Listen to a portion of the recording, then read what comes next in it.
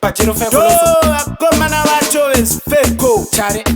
Zone 13, 14 kusvika 15 riyam but futi ndiri big Chameni juicy tiri mabosi nekutena atifeta karana olosi Ona vamwe avana kutena vakutongo filao out of place Kana watofunga otipeko uya kuprofet iwe usatekiseko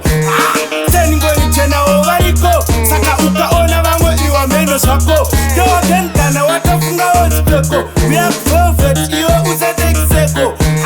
Teni ngoni chena ovariko saka ukaona vamwe iwa meno zvako Unovaona paprofet vakarenka Makanga simati anenge akananga Saka uchiona semvura vasingajenka Mari mulo kutauni macho vanenge vachibheka Vanenge vakatorohwa futi onekreka Saka uchiona zvinhu zvavo futi zvichitoendeka Waka waka samakuru wani ini ndatiwo rega ningoseka Kana watofunga otipeko uya kuprofet iwe usatekiseko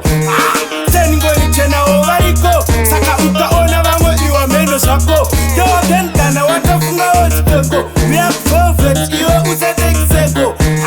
Teni ngoni chena ovariko saka ukaona vamwe iwa meno zvako Chibvunza otanya ukatenga tinobva tango kutiwa nyanya Karuziva atitengese zvimarengenya Saka uchiona zvinangoma tinokwenya Haitori panya usaite tumajuta neko chitofura neko Kana floka anoziva kutiwa variko Libron anoziva kutiwa variko Mukakukwidzana navo munorana jifi Kana watofunga otipeko uya kuprofet iwe usatekiseko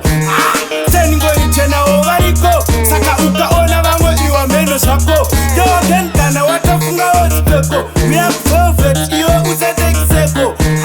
Teni ngoni chena ovariko saka ukaona vamwe iwa meno zvako Vanenge vakatonanganisa saka usavapikisa Vanobatidza moto kunyangwe futi pasina machisa Ona kana vana vavo vanotongovadisisisisisisa Kana uchida kuvabata wabate 071 59 10 92 Wobvaona zvandikutaura is true Vanenge vachenesa vana vese muschool Kana watofunga otipeko uya kuprofet iwe usatekiseko Teni ngoni chena ovariko saka ukaona vamwe iwa meno zvako Yogen kana watofunga otipeko uya kuprofet iwe usatekiseko